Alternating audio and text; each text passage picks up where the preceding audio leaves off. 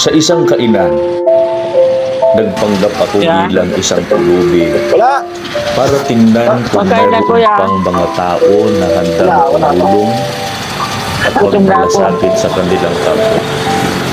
Salamat. Nakita ko si nanay sa isang palengke. Hiningan ko siya ng pagkain at tubig na maiinom. Pwede tayo magkainom, te. Hindi siya nag-alinlangan na ako'y tulungan, bigyan ng pagkain at tubig na maiinom. Hindi niya tinignan ang Salamat aking po, te. Ang bait-bait niyo po, te. Ang bait-bait niyo po. Pagpalain sana po kayo ng Panginoon. Salamat po. Kuya, pwede makaingin kay 10 pesos po. Lang pera. Pamasahe lang po.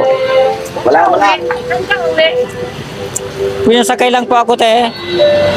Pauwi po ako ng ligaw. Isakay ka doon. Mga kalating nag-iinto dyan. Opo.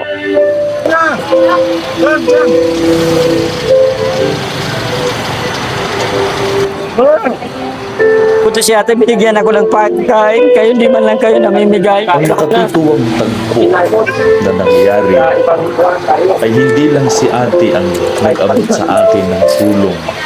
Maging si kuya na Ang nasa bait-bait bandang niyo po, kuya. likuran ay binigyan niya ako ng pera Salamat po. at pagkain Napakalaking na tulong po nitong makatatawid 50 na sa pesos. isang araw na Kuya. paglalakbay.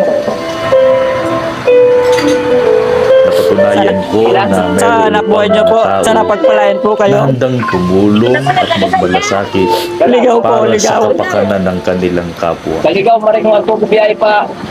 Tabako ay Kapag nakita ka, kaya ka ano kang karak. Opo. Yan, kuya. Yan, natatabol ka ngayon. Sabihan mo, nagsabi ko, kamay pagsikat. O saka yun mo dako sa karating. Opo. Kung magbiyay ko ta pa ibantay gamit biyay ko tabako. May ng pansit. Nanginginig na po kasi ako sa gutom. Kapon pa ko di kumakain. Pansit. Gusto mo magkanin.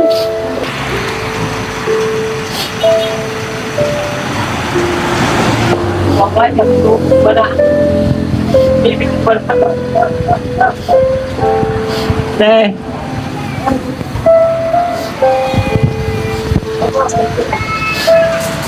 Salamat po. Social experiment lang po kami, te. Grabe ang bait ni kuya.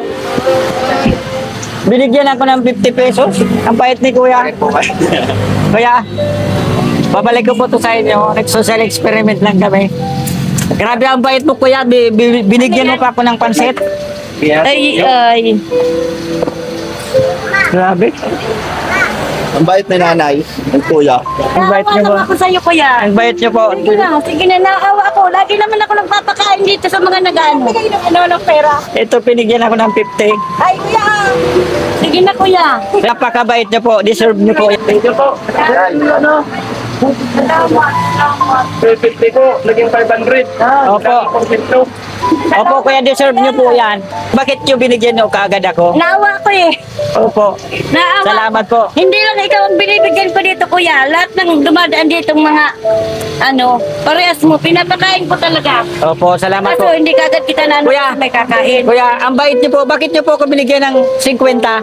Hindi, may pera naman ako. Ikay pala Oo, nagtatricycle siya. Oh, grabe, no? Isa din akong tricycle driver. Nararamdaman natin yung puso nangangailangan talaga po. Ano po? Salamat po sa inyo. Ano pangalan mo, kuya? Harold, Harold Kiraw. Tiraw.